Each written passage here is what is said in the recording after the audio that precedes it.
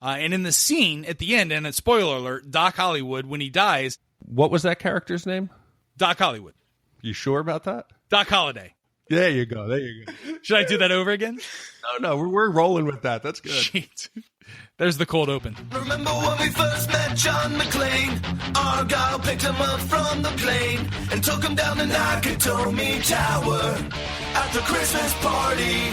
And the terrorists were overzealous, but it was sweet when they killed Ellis. And with a little help from Alan, John McClane kicked ass. Welcome back to Shat the Movies, the podcast where we answer the question, were the movies we loved when growing up really that good? Have you ever caught yourself thinking, why don't they make movies like they used to? Can you still remember spending your Friday night searching for the perfect movie rental at Blockbuster Video? Do you even remember what Blockbuster Video is? If you answered yes, and this is the podcast for you, I'm one of your three hosts, Roger Roper, and alongside me, I have my two co-hosts, Gene Lyons. I'm your Huckleberry. And Big D Dick Ebert. Good evening. And each week we take a look back in time and decide if our favorite films for the 80s and 90s still hold up. Typically, each week, our audience will vote on 4 movie selections that we then break out our VHS tapes and rewatch those movies. However, with the Christmas and the holidays and the Hanukkah and all celebrities dying in 2016, we forgot to put up a poll this week, guys. That's right. And also, we figured, we've been so cruel to Raj lately on these selections that why not let him just run away with it? So this is pure Raj, although no one objects. Yeah, no. So the movie that we are reviewing today is the 1993 Western Tombstone, and it's solely because, guys, tomorrow I'm driving down to Tombstone. I like to do things fun. I didn't get to go home for Christmas vacation, and living in Arizona, I'd never been to Tombstone. So I only want to go to Tombstone strictly because of this movie, and so I figured, hey, why don't I watch this movie before I go to Tombstone? And then I was like, hey, can we review it? You have to get up at 6 o'clock in the morning? I have to get up at 6 o'clock and drive. It's a 3-hour drive from the Phoenix metropolitan area because it's past Tucson, right? It's like 45 minutes from Tucson. So, Gene, what are you laying the odds on that he actually gets up and goes? I don't think he's going to be making it to Tucson or Tombstone tomorrow, but I do wish him luck. It's very worthwhile. It's kind of cool being standing right there in the spot. The signs are right there, like so and so died right here, and that's pretty exciting. Boot Hill's still there. You're gonna have a terrific time if you actually wake up. Yeah, Tombstone. So that's my big plans. So I'm glad we got to watch this movie. Again, this is not a movie I remember seeing in the theaters, but it is one of the movies that I do remember renting from Blockbuster, with my family, and just absolutely loving it as a kid. I don't watch movies multiple times very often. There are about 2 or 3 movies that I've seen several times. Pulp Fiction, I've seen dozens of times, and this movie, Tombstone. Big D and I were discussing, how memorable this movie was. I was reciting the entire movie, and I watched it a lot of times as a teenager, but I probably haven't seen it in about 20 years. It made such an impression on me, and I'll get into that as we get into the review, but this, kind of like Lost Boys, is a movie that actually made me as a human being, and those are some of the best measures of how great a movie was. Yeah, I was never a big fan of Westerns, which is kind of funny now that we're doing Westworld and we do 3 podcasts a week. But this one, I remembered all of the individual pieces, but I don't think I've ever watched it straight through. So this was, I think, the first time for me. Yeah, the film is based on events that happened within the city of Tombstone, Arizona, including the gunfight at the OK Corral and the Earp Vendetta ride during the 1880s. It depicts a number of Western outlaws and lawmen, such as Wyatt Earp, William Brocious, Johnny Ringo, and, of course, the inevitable Doc Holliday. Big D, roll the trailer. It was a place where a man could start over, where a fortune could be made. They say every town has a story. Tombstone has a legend. Who is he? That's Wyatt Earp. Better name for himself as a peace officer. I heard of you. I'm retired. You must be Doc Holliday. Are you retired too? Not me. I'm in my prime. Hollywood Pictures presents. The only real law around here is the cowboys. The story of Wyatt Earp. The first time in our lives we got a chance to stop wandering and finally be a family. Now this is trouble we don't need. If we're gonna have a future in this town, it's gotta have some law and order. What do you want, Ringo? I want your blood. I want your soul. I want them both right now. They shot your brother. Now the time has come for justice, Guess maybe you better swear me in. and he has to live up to his reputation You got a fight coming. one last time. None of your problem, Doc. You don't have to mix up in this. That is a hell of a thing for you to say to me. In a battle The last charge of Wyatt Earp and his immortals. at the OK Corral, Oh, my God. the West would never forget. Kurt Russell, Val Kilmer, Dana Delaney, Powers Boothe, Michael Biehn, Bill Paxton, Jason Priestley, Sam Elliot, and Charlton Heston.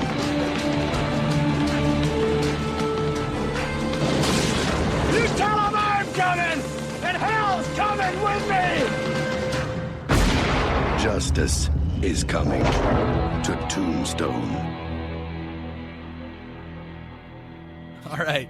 So going back and reviewing this movie and rewatching it, it really truly is a time capsule. Not because it's just a spectacular movie, but the actors. It is loaded with actors that you remember that are like, they weren't so famous then, but are famous now. It stars Kurt Russell as Wyatt Earp, of course, Val Kilmer as Doc, alongside Sam Elliott, Bill Paxton as Virgil and James Earp, Powers Boothe, Michael Biehn from Terminator fame, Dana Delaney, Charlton Heston is in this movie, Michael Rooker, Jason Priestley, Thomas Hayden Church, Billy Zane, and a cameo by Billy Bob Thornton, who played an abusive car dealer that Wyatt just throws out of the saloon. He's like in the movie for like, I don't know, 2 minutes, and then he's never seen from again. He's in the movie for such a small amount of time that all his lines in the scene were ad-libbed. He was only told to be a bully. Like, that's how brilliant this movie is. I feel like if you are an actor today, it's because you were in the movie Tombstone. That's amazing, Raj, because I actually wrote down some of my favorite lines in the movie, and one of them is when Billy Bob Thornton tells the guy that he's going to blow him up that Wildcat's ass. And I thought, man, that's some great writing. I had no idea that was ad-lib. That's even better. Yeah. Another one of the cast members that I was surprised at was Stephen Lang. You might remember him from Avatar as the head Marine, whether he's a gunnery sergeant, who at the end fights Avatar in the battle robots. But no one fights Avatar. No, they fight. You're fighting the what are they called? The Navi. Yes. Navi. Yeah, when they're fighting the Navi at the end. And he was Ike, one of the protagonists who made it all the way through the movie until we find out what happened to him afterwards. But I was shocked because he's always been lean and, kind of imposing. And in this, he was kind of soft and whiny. So I was surprised it was him. Yeah, he's ripped now. If you watch the movie Don't Breathe, where he is like the deaf guy, no, he's blind. I'm sorry, he's blind. It's fantastic. But yeah, dude is jacked now. Not as jacked back in 1993. So that's when the movie was released. Tombstone. It's of course an American Western film. It was directed by George Cosmatos and written by Kevin Jarre, who was also the original director, but was replaced early in production. And in my research for this, guys, I found this to be quite fascinating. That George Cosmatos, even though he was the director, it's been widely reported since George Cosmatos, who unfortunately passed away a few years ago, since it came out, there have been multiple reports that Kurt Russell was really more the ghost director of this film. Like, this movie just screams Kurt Russell. That makes a lot of sense considering the gratuitous amount of hero shots that he did in this movie, and also how finely manicured his mustache was. I think there was an entire staff dedicated to just his handlebar. Forget about the mustache. His hair was beautiful. That was like Pantene Silky Smooth. That was great hair. Well, in the commentary track, George Cosmatos is actually one of the commentators, and he recalls filming Tombstone, and what he really wanted to do was he was highly focused on accurate historical detail, not of the plot, gentlemen, but of the costumes, props, customs, and scenery to give them authenticity.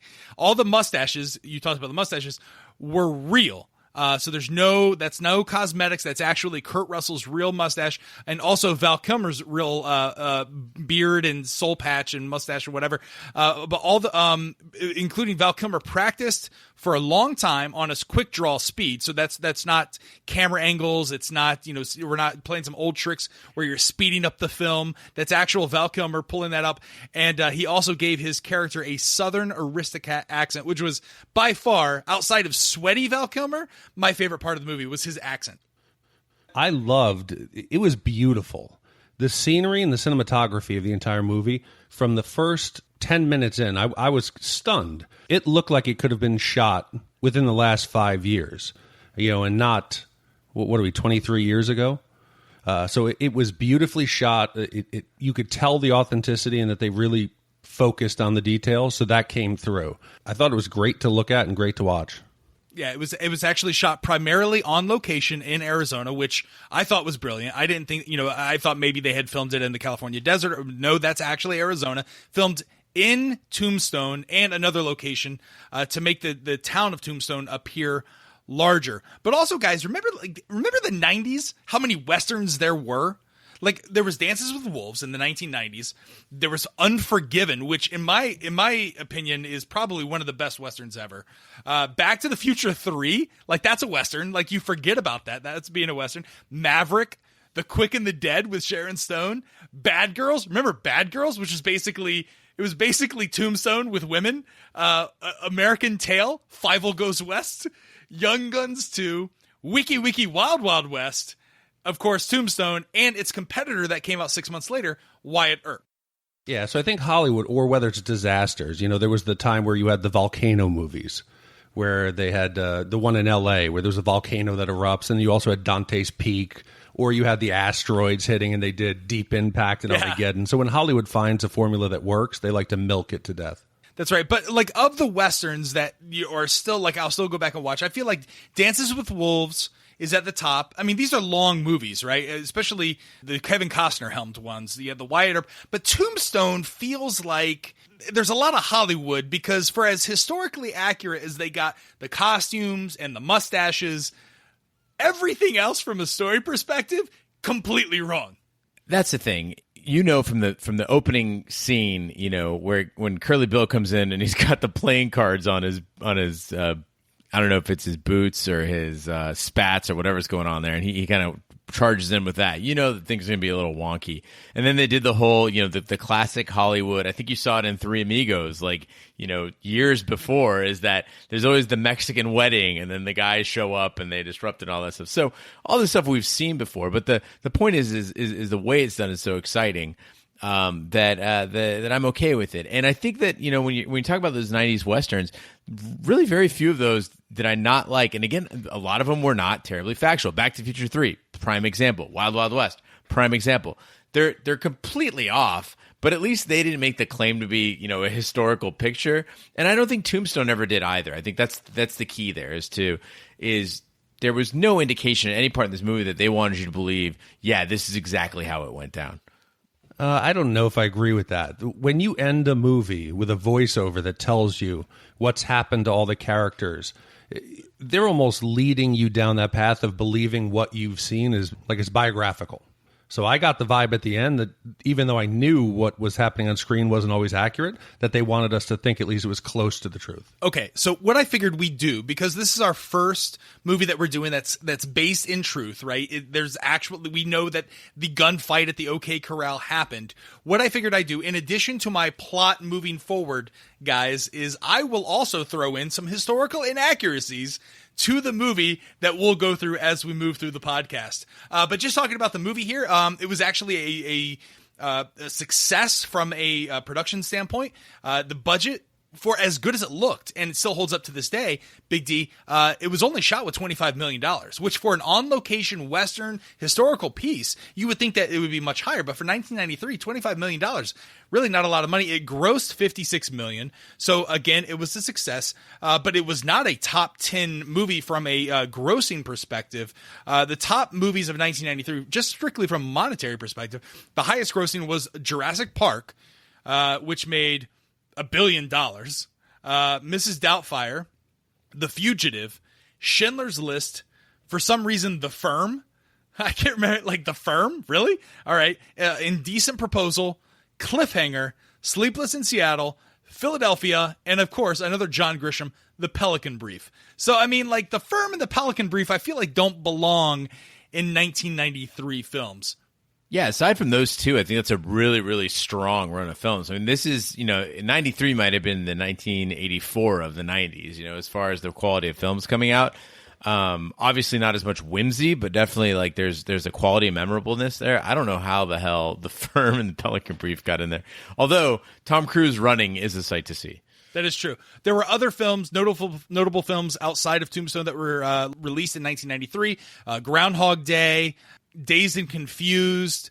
We already talked about Schindler's List, but The Piano, which went on to Oscar fame. So I mean, there's Cool Runnings. Cool Runnings came out in 1993. So just some really good ones. And then of course, one of my childhood favorites that we've got to put on the list, The Sandlot, came out in 1993. So 1993 seriously was a pretty good year for movies. But diving back into 1993's Tombstone plot breakdown, the movie opens with Wyatt Earp, a retired peace officer with a notable reputation, as he reunites with his brothers Virgil, played by Sam Elliott, and Morgan, played by Bill Paxton, in Tucson, Arizona, where they venture on towards Tombstone, a small mining town, to settle down.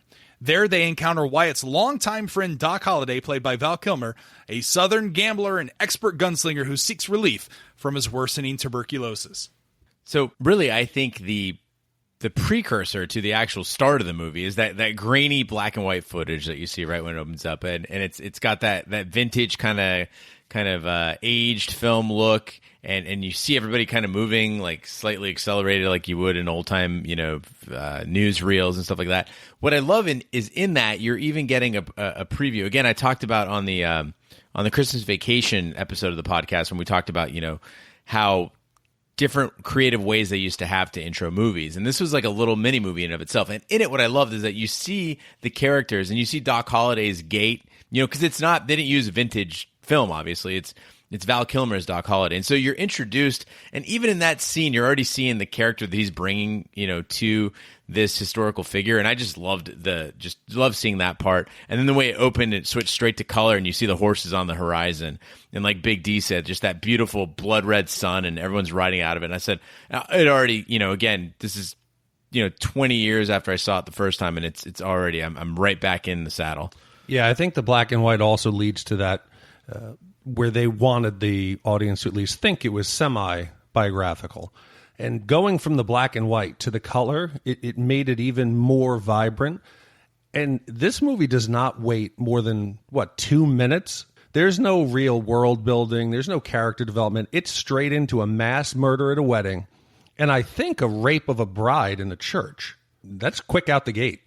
I like the touch that they had there, actually, when they took the bride to the church, where someone shot off a gun. So you could think of it either way. Either she got killed or raped, but it at least gave me, a person who's particularly sensitive to the topic of rape, it at least gave me like a plausible, like maybe they just killed her, because that's much better. What was interesting about this is that you're already getting, two historical figures are introduced right off the bat. So you got Curly Bill, a real person, Johnny Ringo, a real person. Now, as an Arizonan, you know about these gunslingers because you learn about it in school. Kids talk about it like it was just a thing, and so it was kind of cool to see, the personification of them. Although I thought it was a little over the top. Johnny Ringo, spouting off the Bible, and Curly Bill again with those boots. Now Johnny Ringo, interestingly enough, he was actually a delegate to the Pima County Democratic Convention and was an election official in Arizona. So he was actually involved in Arizona government. So I don't know how accurate. I mean, he was still a killer, yes, but I don't know how accurate this depiction is. But I like it. I like that they set up a foil to Doc Holliday, and that was a really, really cool thing to watch those two play off each other. That was my favorite aspect of the movie, really. Yeah, and I think they do a great job of establishing right off the bat that this gang, the Cowboys, you shouldn't mess with them. They're calculated, they're intelligent, and there's nothing that they won't do. I also felt that, Curly Bill, he's a psychopath, basically, who every time he was on screen, I enjoyed just watching him wreak mayhem on the poor town of Tombstone. just talking about some historical accuracies and inaccuracies, the three Earp brothers, Wyatt, Virgil, and Morgan, obviously are shown in the movie arriving at Tombstone, while in truth, Wyatt Earp, Virgil, and their eldest brother, James, who is not depicted in the movie, they were the ones who arrived together. Morgan was still en route, and Warren, the youngest, actually would soon follow. So the entire Earp clan was there in Tombstone, Arizona. Also, at the time of Earp's arrivals, it's depicted in the movie as a town on the rise, right? It's it's soon to be the next San Francisco, while actually it was just a mining boomtown in the early stages of development. There were very few wooden buildings, and they were basically outnumbered by the adobe ones, which were in turn outnumbered by tents. So the wooden buildings that you see, it kind of looks like a studio backlot or Westworld. That was completely inaccurate. Also, Curly Bill Bruscius, who is shown as the leader of the Cowboys prior to the arrival of the Earps, in truth, the Cowboy band was under the control of Old Man Clayton until his death during a rustling expedition in Mexico about 1.5 years later, after the Earps arrived. Now, what's interesting about that is Robert Mitchum, who is the narrator that introduced the whole movie, was originally set to play Clayton, but suffered a horse riding accident which left him unable to work, and Mitchum ultimately just narrated and was basically written out of the script. Much of Clayton's dialogue was spoken by other characters, particularly Curly Bill, who was effectively made the gang leader in lieu of Clayton. Yeah, I think they also wanted to show that the town was a bit progressive. There was the wagon full of women who were trying to campaign for equal treatment and opportunities for women. But then on the other side, we see Sheriff Beecham, who is the chairman of the Anti-Chinese League. I was a bit shocked at that. Did you pick up on that? Yeah, so Behan says when he introduces himself, he says, yeah, I'm this, that, and the other. I'm in charge of lots, and then I'm in the volunteer fire department, and he says that the nonpartisan Anti-Chinese League. Interestingly enough, that was a fairly common thing because the Chinese element, right, when it would enter town, typically brought with it prostitution, drug dealing, stuff like that. So it was almost an anti-crime measure, although yes, insanely racist and incorrect. But it was common for law enforcement in a town to also be anti-Chinese. Watching this entrance, that Wyatt Earp makes, defending his horse, smacking the guy, flogging him in the face, whatever. The writing still holds up. These scenes are entertaining, and they also, what I noticed is that the movie never lingers too long on any one point, right? It's go, go, go. There's great pacing. It never really slows down. And when you see these actors again introduced, Sam Elliott, Bill Paxton, at 12 years old, I had no idea who these guys were. And looking back now, I'm like, how did I knew that I liked them. I knew that they were on screen. Bill Paxton looks out of place, but still strangely enjoyable. So that was really great. And when they take that moment and they look at their whole family, and Raj, as you mentioned, it's not the whole family, but the three brothers and their wives, and they look at their reflection, and this is 24 years after I first saw the movie, and knowing what's going to happen to everybody, knowing how it plays out, I, as a 36-year-old man, felt a little bit of pain. Like I was meeting up with old friends, and they had no idea what was happening to them. And that emotional tie to it, I haven't felt to any movie that we watched again. So bravo.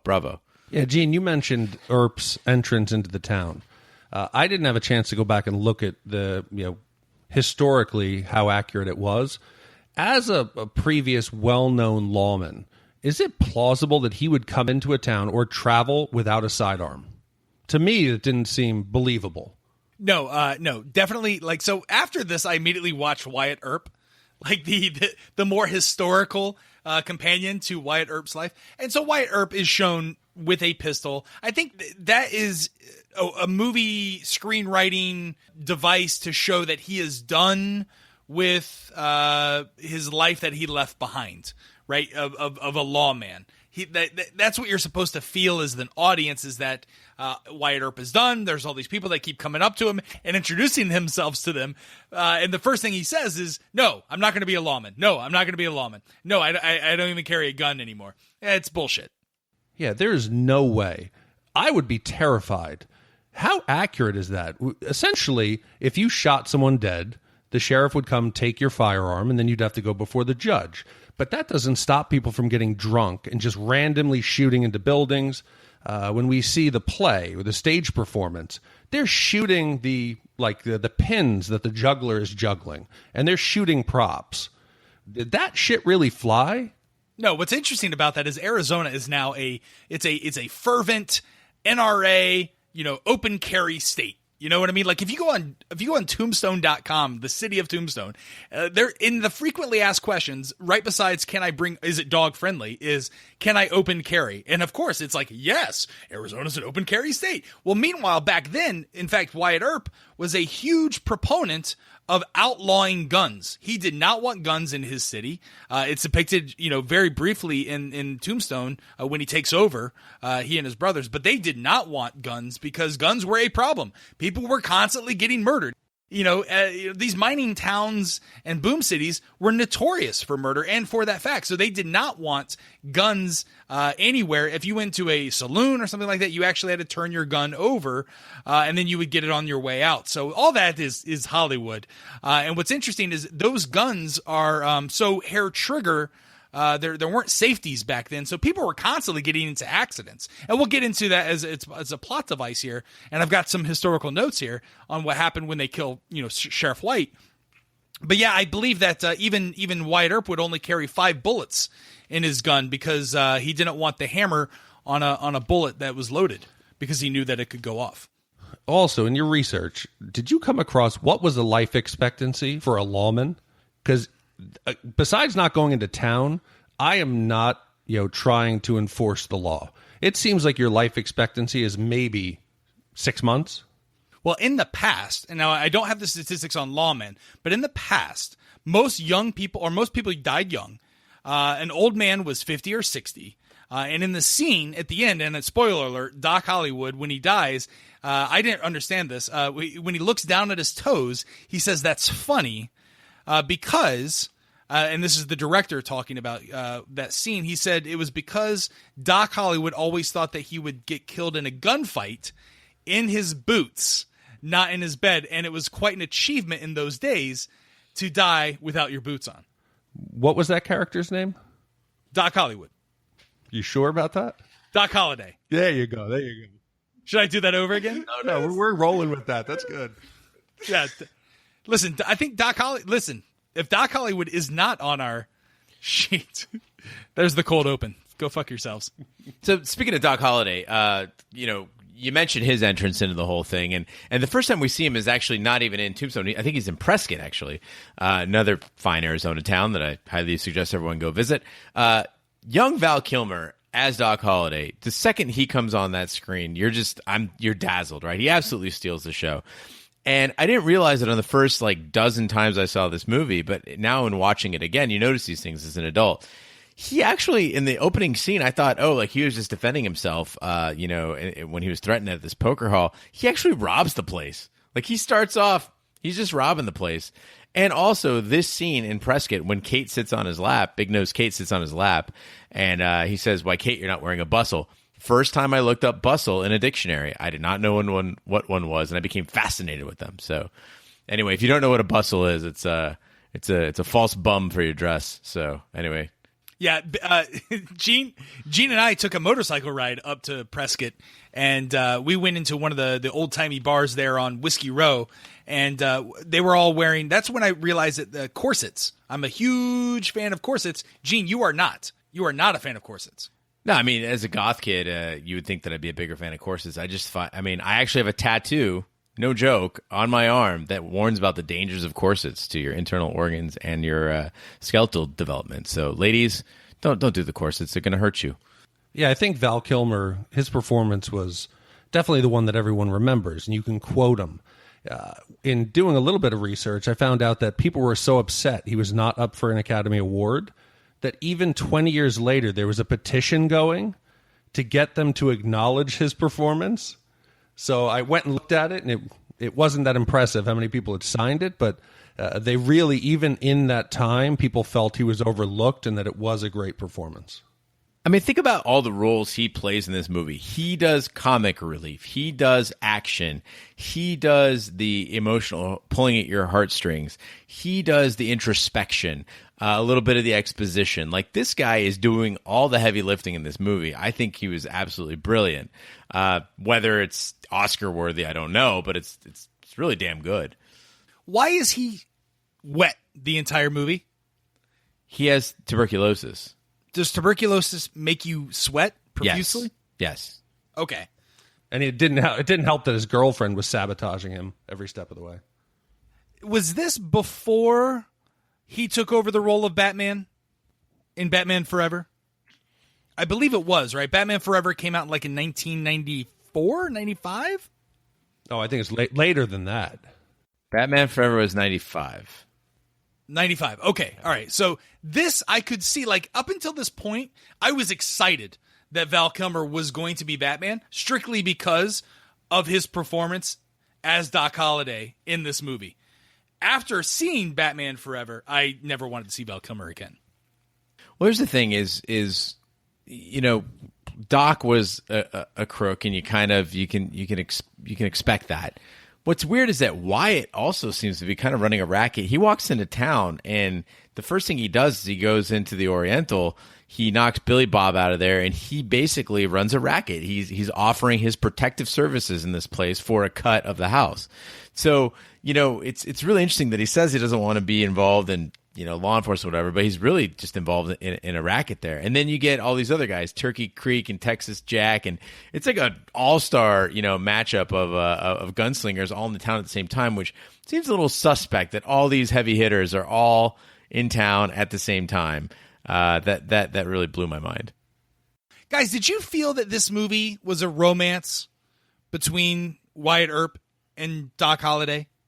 I thought it was a tale of friendship. I don't know about romance. It was that importance of, to Doc, as he says, Wyatt's really his only friend, and friendship is a theme with him that comes up over and over and over again. I think with Wyatt, it's interesting because he's got his brothers and he's got his wife and everything else, but he really seems to he sees some of himself, I think, in Doc, and there is that very poignant, conversation they have toward the end, meaning, about wanting to be alive. He and Wyatt finds his desire to be alive just as Doc is expiring, essentially. And so I don't know, a romance, I don't think so, but definitely there's a friendship there that to me looked, is very powerful.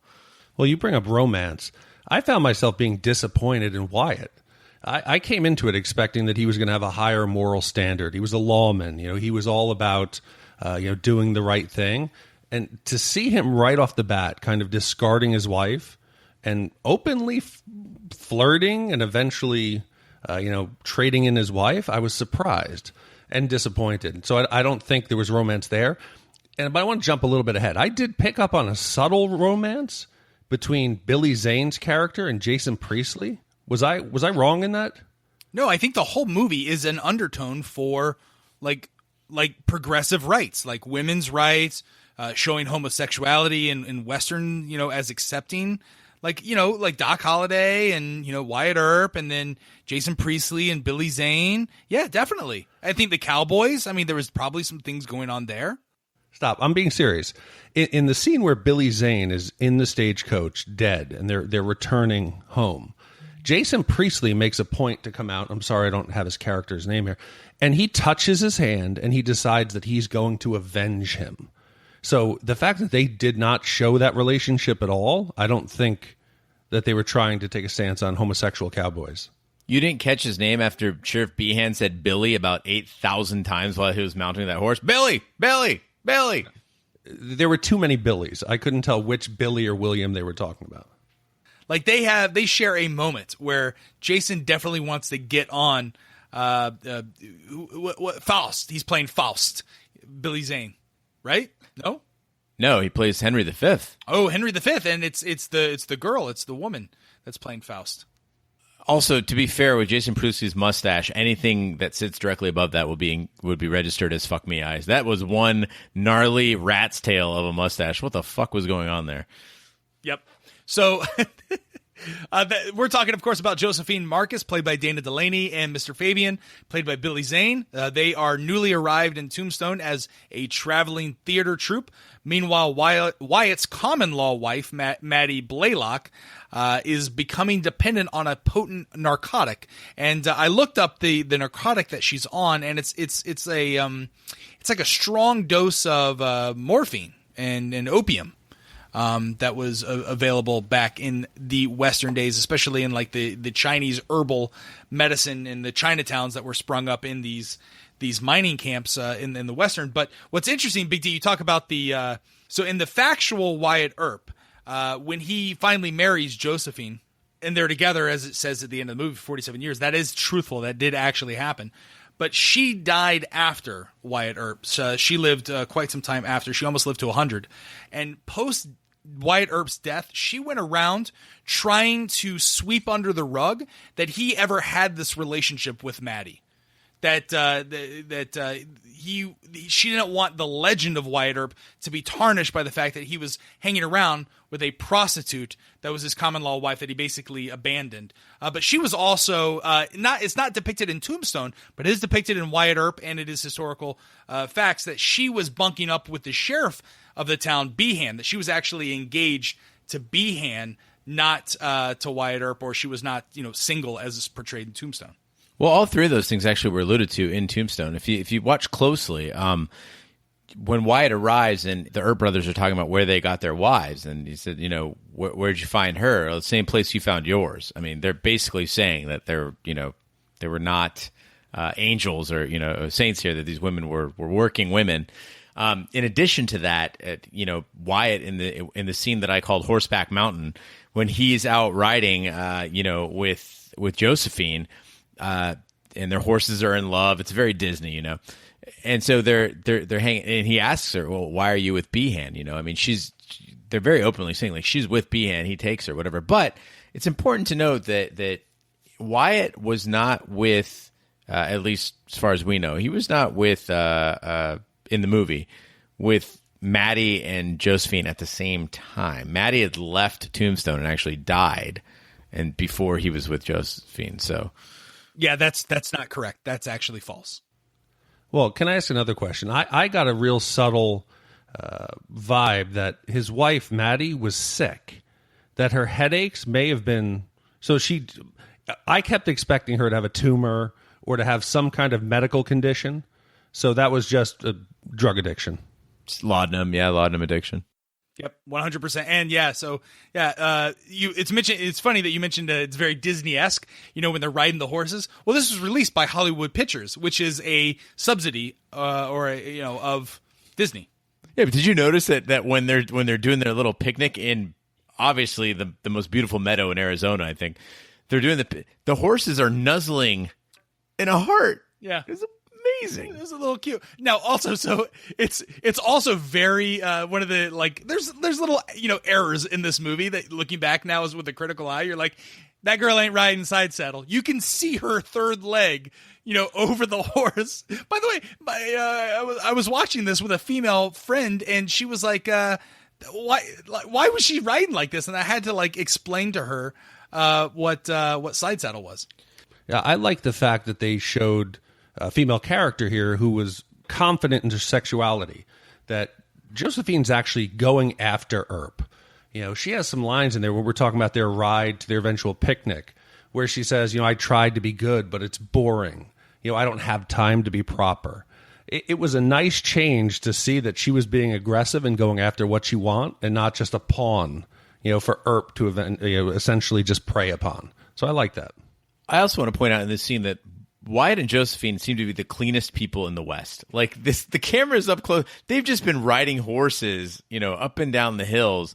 There's not a bead of sweat on them. Makeup looks perfect. As you guys mentioned, hair looks perfect. And they just look so clean and vibrant. It's amazing. Dude, and most of the time, they're walking around town in a 3-piece suit, in with dirt streets. How would that even be possible? There's no dry cleaning. You would just look like you were homeless after an hour, I imagine. If you go to old-timey, towns in Arizona like Prescott and Bisbee and Tombstone and Tucson, those era mining, they have pictures like in restaurants, and everyone is dressed like that. That is historically accurate. So either people sweated like the hell, or it was just a hell of a lot cooler back then. And I tend to agree. I tend to believe that it was probably a little bit cooler back then. So if we want to talk about some of the, talking about three-piece suits, talking about some of the things that just seemed a little exaggerated, the sound of spitting in this movie was like turned up to 11. Every time anybody spit, I swear there was no spittoon and it would still do like the classic ting, thing. You had that going on. The moonlight was intense. Like in every night scene, it looked like it was being lit, like it was like a football stadium in there. I just thought that there was a lot of over-the-top kind of treatment of sound to really let you know this is the West and also be able to see in the dark. Also, what about the sound of the spurs?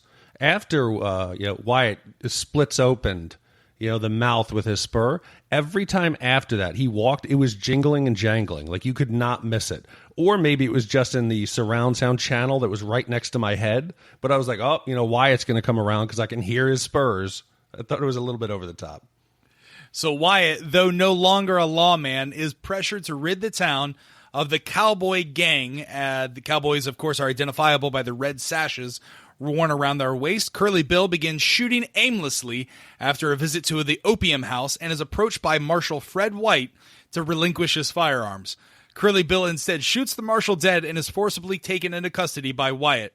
The arrest infuriates Ike Clanton and the other cowboys. Curly Bill stands trial but is found not guilty due to a lack of witnesses. Virgil, unable to tolerate lawlessness, becomes the new marshal and imposes a weapons ban within city limits. This leads to the legendary gunfight at the OK Corral, in which Billy Clanton and the other cowboys are killed. Virgil and Morgan are wounded, and the allegiance of County Sheriff Johnny Behan with the cowboys is made clear. Well, I want to start by asking, has Sam Elliott aged in the last 40 years? He looks almost identical today as Blade, as Roadhouse with Swayze. That man does not age. Ghost Rider? Yeah, absolutely. And he's exceptionally good looking, too. I mean, the guy is just, he was, people ask, can you believe that he was a sex symbol at some point? Hell yeah, I can. Dude's great looking. Now, this whole chain of events starts out, the way they decided to open it, I loved again, was this scene with Doc Holliday playing Chopin on the piano. And, the guy comes up and, he's like, hey, don't you know any, upbeat tunes, Camptown fucking races, and he responds, no, this is Nocturne, Frederick fucking Chopin. Now, again, that caused me, again, as a 12-year-old kid to go and look up Chopin and buy records and listen to it. This movie, over and over again, Doc Holliday is basically culturing teen boys across the country into cool shit and creepy shit, which I love. Moving on to the Curly Bill arrest scene, that tension built in this scene, the way it was shot, the walking together between White and Curly Bill, the closing distance in that dark street, with just a single light source, all that stuff. I felt that tension still, even knowing what happens. I thought that was really, really well done, and it had a big shock impact. The way it played out, I thought it was really good. Now, a little bit of film history here. The film, even though it shows Curly Bill shooting Fred White in cold blood, being forcibly subdued by Wyatt, but then being acquitted due to a lack of witness, presumably because people were intimidated by the cowboys, in reality, Curly Bill's shooting of Fred White was probably accidental. It's recorded that Curly Bill immediately expressed remorse for the shooting and gave himself up immediately. Wyatt did take Curly Bill away, but for more of his own protection, as Fred White, sheriff, was popular in town, and Earp feared that people might lynch Curly Bill. Contrary to the film, Fred White did not die immediately, but lingered long enough to testify that he himself thought the shooting was accidental. It was White's testimony combined with evidence that the guns they had a hair trigger that acquitted Curly Bill, not cowboy intimidation of potential witnesses. Yeah, see, I didn't know all that historical background. I got that from the scene. I thought it was a complete accident, even though he was high out of his mind on opium. The second that he's handing his guns over, and it's almost like when he tries to pull the revolver out of his hands that goes off, he immediately shows remorse. and the town folk coming around and trying to lynch him. So I think they did a good job, now that I've heard that, of staying pretty close to what really happened there. Now, Raj, the way it plays out in the movie, though, I want to just ask what school of pistol whipping the Earps all went to, because several times in this movie, you see them walk up, pistol whip a guy. It doesn't matter if it hits him in the head, the shoulder, it knocks the guy out immediately. It's like this bizarre trait they have. They don't need guns. They just need to bop you with a gun. Yeah, now if you're going to pistol whip someone, correct me if I'm wrong, gentlemen, you want to do that with the handle, right? Not the actual, like, barrel of the gun? Is that correct? Like that, I mean, it makes no sense to me. To be fair, Wyatt Earp is rocking that Peacemaker. That thing probably weighs a ton. I mean, you can hit with any part of it, really. It's probably going to knock you out.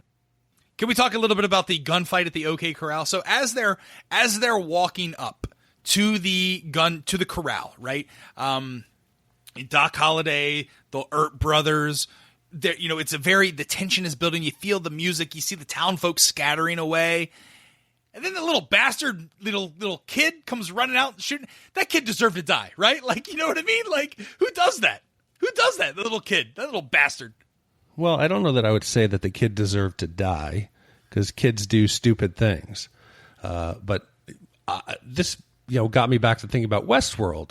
The second that you see people about to have, a stare down and potentially, some kind of showdown, are you staying anywhere near where you could get hit by a stray bullet? Hell yes, I want to see that. Hell no, I'm out of town. I'm gone. I'm up in my mind. There's no way. The amount of casualties that would have happened just by stray bullets. Big D, we're talking, each of these guys is either carrying a, as they call it, a street howitzer or a 6-gun, right? Maybe 2 of them, okay? So you get a maximum of like 14 shots per guy. You've got 5 on 4, so 9 times 4. Okay, actually, that's a lot of bullets. Yeah, I'd get the hell away from there. Yeah, historically, the gunfight at the OK Corral, according to historical documenters, was probably over at about 30 to 45 seconds. And the director said that they tried to choreograph the scene exactly as it happened. And it was Val Kilmer's idea to whistle on the way to the OK Corral. So most likely Doc Holliday did not whistle on the way to the OK Corral. But contrary to the film's portrayal, Doc Holliday did not leave the OK Corral gunfight unscathed. He received a minor glancing blow to the hip, possibly from Frank McClory, towards the end of the skirmish. And during the gunfight at the OK Corral, Doc fires a double-barreled shotgun 3 times in a row, which he probably wouldn't have been able to do this because he would have needed to reload at least once. Right. He shoots one in the air to startle the horse, then he shoots the guy hiding behind the horse, and then shoots one more time, shoots another guy in the leg, I believe. So that doesn't make sense. And then in addition, he's got his dual revolvers, and unless he was carrying several more in his jacket, he must have shot out dozens and dozens of shots out of there. At one point, he's got his offhand just slamming down on that hammer, and he's just blasting away, doing like a shooting gallery on a guy. Yeah, I learned from Westworld that's called fanning. But my problem is, why do they always in these movies allow one person to survive?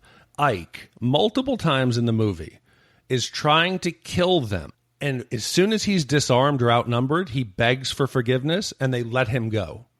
Why would you let Ike go?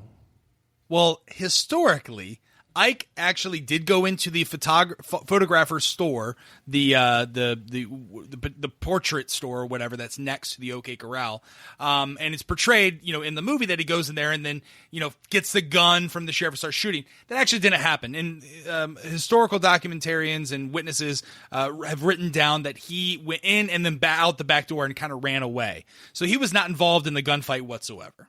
Okay, but I'm asking you two as lawmen. You've now been in the heat of battle, essentially, for even if it's 30 or 40 seconds.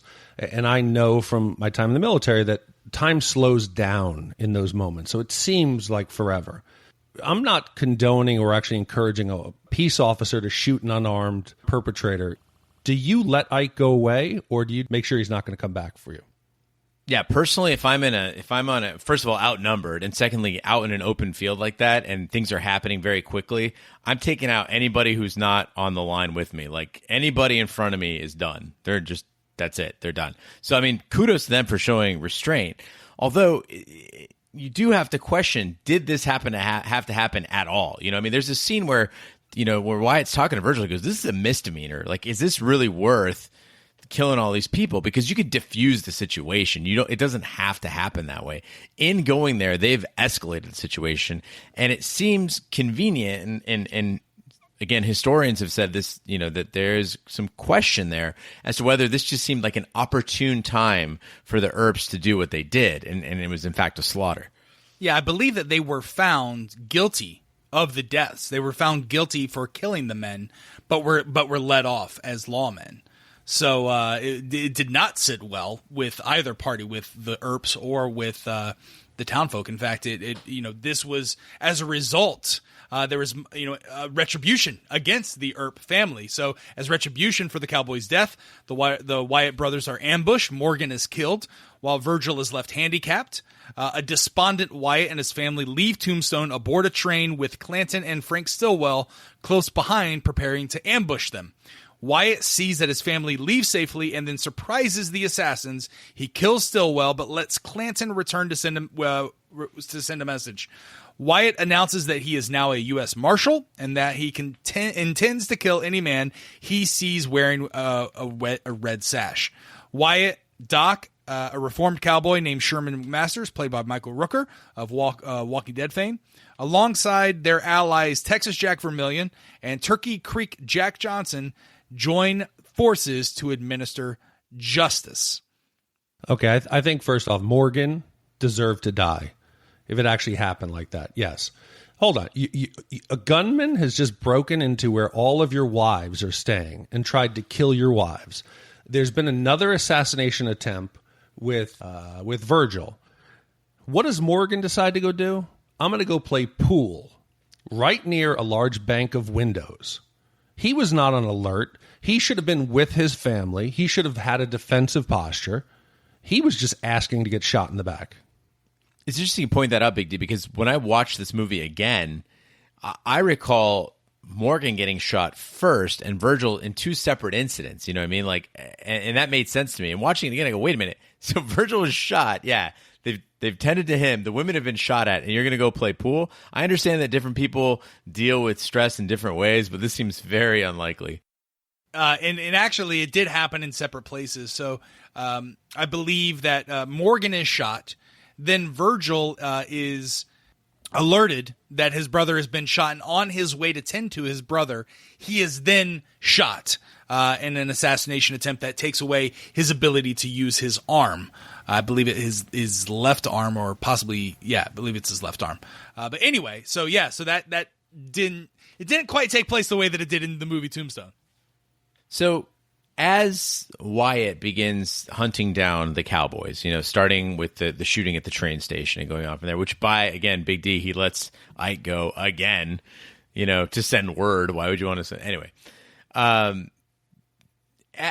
he's in the wrong here in a sense that he's going to go on a murder spree, essentially. He's decided that he's just killing anybody with no evidence. But here's the thing. When a movie makes you like a character so much that you stop asking if that character is in the right, that's great. And that hasn't happened for us in the modern era in a long time, at least most characters. I mean, there's Ryan Gosling in Drive, but in the 90s and the 80s, you would see this all the time, right? In Schwarzenegger movies, in Stallone movies, where he's had enough and he's just fucking murdering people. And if you like him enough, and that's the thing, the movie took the time to make us like the Earp brothers. We like Wyatt. We like Doc. We don't care if they're doing something wrong. We just want them to win at any cost. I don't know if I agree with you there, because I wrote down in my notes, I said Wyatt, I said Earp has gone off the chain. I said he is becoming essentially what he had sworn to defend against. He is shooting unarmed cowboys. He's stringing them up. He's out there, dispensing frontier justice without any kind of restraint. And I think the movie takes a big shift in the beginning where it's trying to stay authentic and stay true to history. It turns into a Michael Bay Western, I think, towards the second half, where you have the famous "no" screaming, or him in the middle of the street in the rain, like Shawshank Redemption with his bloody hands, to about a 4-minute montage of him and the boys riding along, hunting down, killing. There's a part where he does like a side saddle where he hangs down on the side of the horse, uses the horse as a shield, and then shoots in front of the horse. I don't own a horse, but I'm pretty sure if you fired a gun right next to a horse's ear, he's going to react. He's not going to continue riding. Not even to mention the Rambo walk across the river. It just got a bit too crazy. Well, next you're going to tell me you can't ride a motorcycle through a jungle next to velociraptors. I mean, come on, man. Have a heart. Yeah, so I mean, this part of the movie is brilliant, is fun, is exciting. You know, it harkens back to the old, westerns of, early movie making days. It's fun as an audience, completely historically inaccurate. Actually, most historians agree that the Wyatt, what would become known as the Wyatt Vendetta ride, was actually both parties, the Cowboys and Earp, looking for each other. They were both hunting each other at this time. So even though, he is going around, he is killing them, the way that the movie portrays it is that, Wyatt and his posse are ambushed at a riverside forest by the Cowboys, and hopelessly surrounded, Wyatt seeks out Curly Bill, goes across the pond and kills him. Curly Bill's second in command, Johnny Ringo, becomes the new head of the Cowboys, and then when Doc's health is worsened, the group have to retreat to Henry Hooker's ranch. That didn't actually happen. That really more or less happened, and we'll post the video on the movies. It happened actually near there used to be a lot of little springs out in Arizona that have since dried up. But they more or less by accident came across the Cowboys at a watering hole as they were too, looking for water. And then that's where the gunfight ensued. And the Wyatt Earp killed Curly Bill and then retreated alongside his compatriots because, that's what you do in a situation like that. You fire and then get the hell out. I think I do give credit to the movie, though, for kind of laughing at itself or poking fun at itself when after that whole no scene when he just goes out there very, very Rogue One, it just walks out into fire for no reason and is somehow protected by a mystical force. They ask, where's Wyatt? And Doc says that he's probably out there walking on water. It's sort of poking fun at the fact that the improbability of that miracle. Yeah, I halfway expected Wyatt Earp's character, played by Kurt Russell, to be, muttering to himself the entire time, I am one with the Force is with me. I am one with the Force is with me. I am one with the Force is with me, the entire time he's going across to Curly Bill. In that montage also, there's a lot of kind of funny things that happen. The guy smoking opium and then it turns out to be a gun barrel, whatever.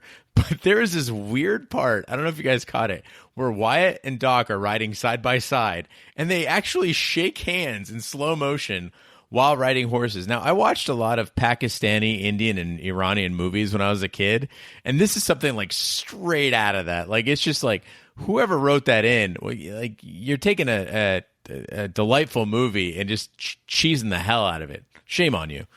Yeah, so we were talking before about Sam Elliott being like an attractive guy, that he's a manly man. Is there anybody more manly than Charlton Heston?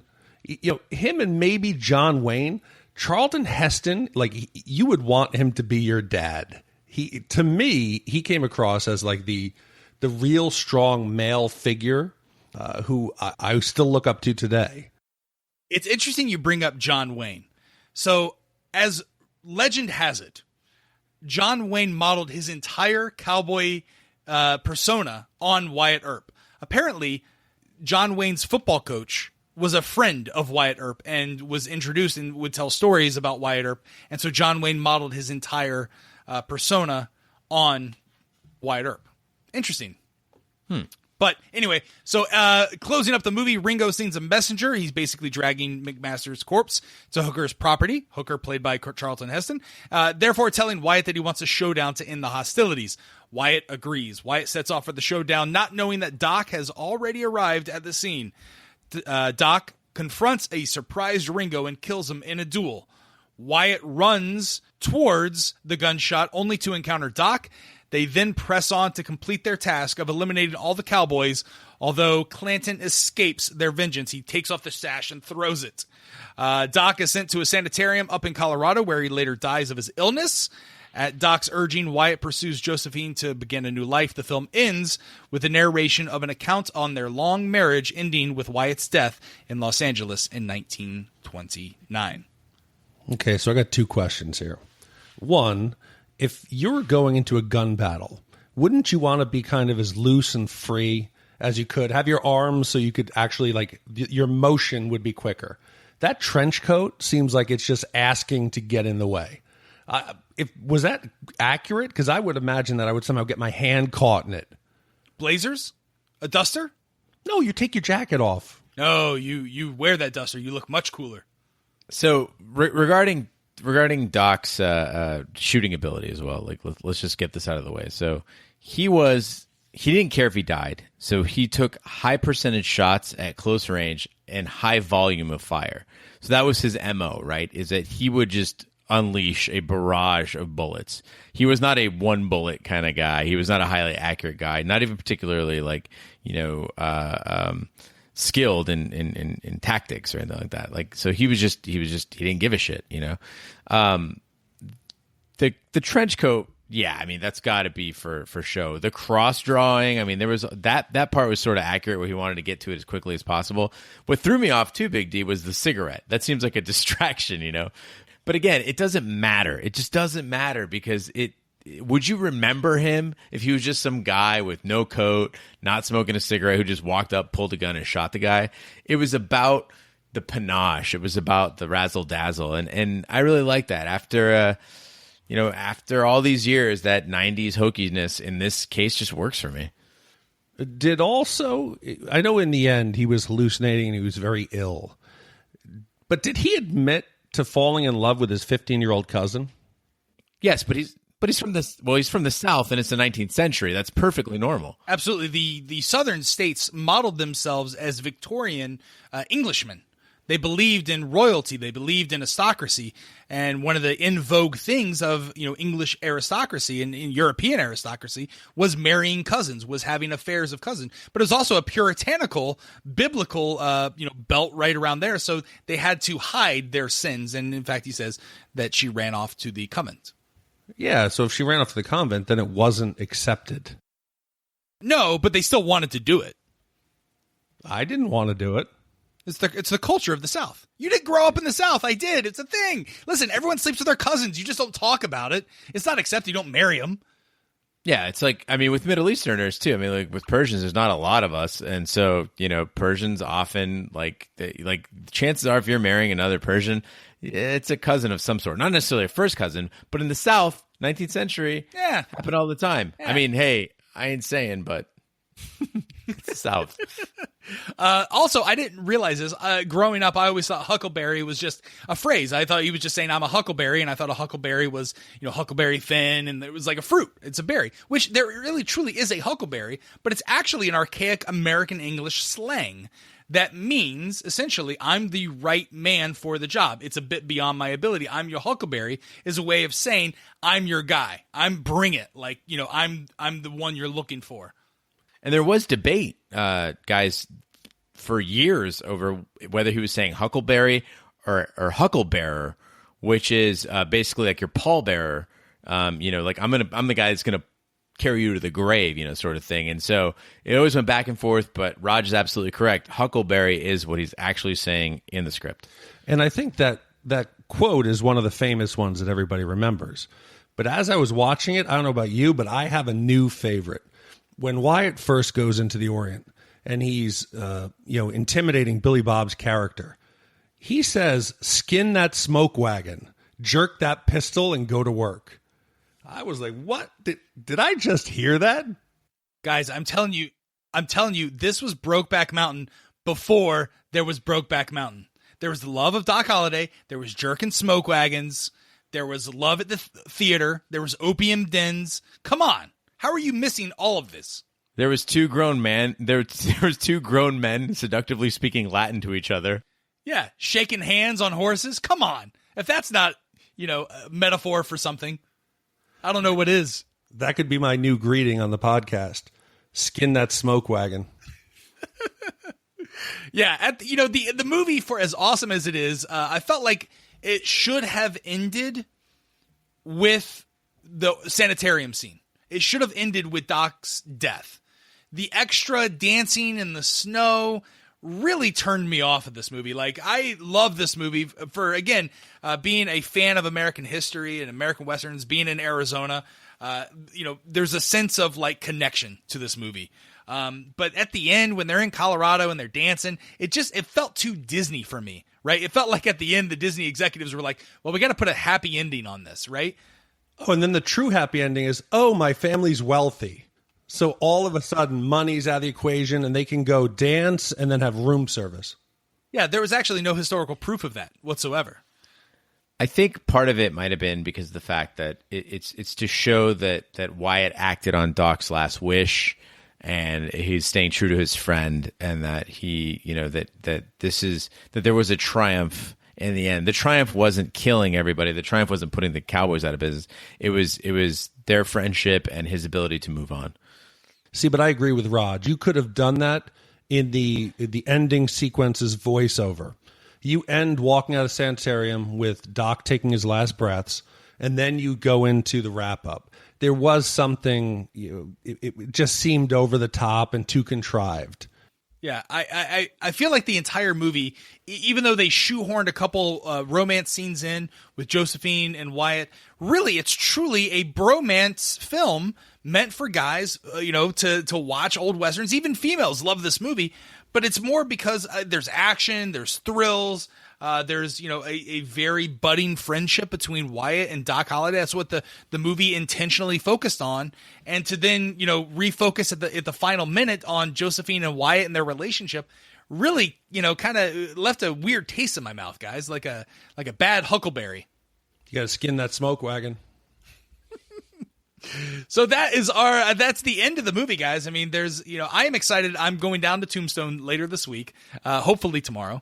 But if not, then definitely this week, where I will ask all these questions. And again, if you are looking for a historical movie and you have 3 hours, I highly suggest watching Wyatt Earp immediately after, but watch Tombstone first, because Tombstone by far is the more fun movie to watch. Would you agree? Oh, absolutely. I mean, Wyatt Earp it borders on a documentary. It's that factual, and the pacing is that gradual. But for me, Tombstone is much more fun, far more entertaining. Yes. Yeah, Wyatt Earp, the movie, was originally intended to be a 6-part miniseries, historical miniseries, that they then pared down into a 3-hour movie. So if you're looking for historical depictions of Wyatt Earp still in a Hollywood film, go see Wyatt Earp. But if you're looking for a fun Western, full of, gun, cross draws and, skin and smoke wagons, definitely watch Tombstone. On the Shat meter, gentlemen, Big D, what would you give this? It's hard because I'm not a fan of Western. I would probably give it, what is it, 1 to 5, we were saying? Yeah, 1 is a fantastic shit, right? Very minimal wipes, so it's a great movie. 5 wipes, not so good. You got to stand there and you got to wipe for days. Okay, I'm going to say it's probably a 2.5. Just because I don't like it, or I don't like Westerns, doesn't take away from the fact that it's well acted. The cast was great. It was beautiful to watch. It was entertaining. So I think 2.5 is fair. Gene, what would you give it? I'm going to have to do a little bit better than that. I'm going to go 1.5 on this one. This is one of my favorite movies of all time, and I was so glad that it held up. Everything that I've gone back and watched, I mean, favorites of mine like Memphis Belle, I thought was a brilliant movie. I went back and watched it, utter garbage. This really holds up. Everything it was supposed to do. When it wanted me to feel tension, I felt tense. When it wanted me to feel sadness, I felt sadness. Great movie. Yeah, it had a little. I mean, the age shows it's 93, and it could have been done a little bit better. But I'd say 1.5. Yeah, I'm going to give this a 2 wipe. I also agree with you. It still holds up.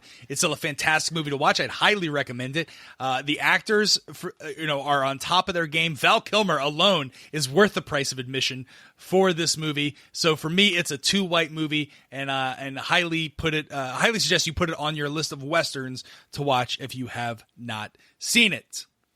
So that concludes this week's episode of Shat the Movies. Be sure to follow us on social media and share with a friend. We're on Twitter, Snapchat, and Instagram. Where can they find us, Gene? At Shat the Movies.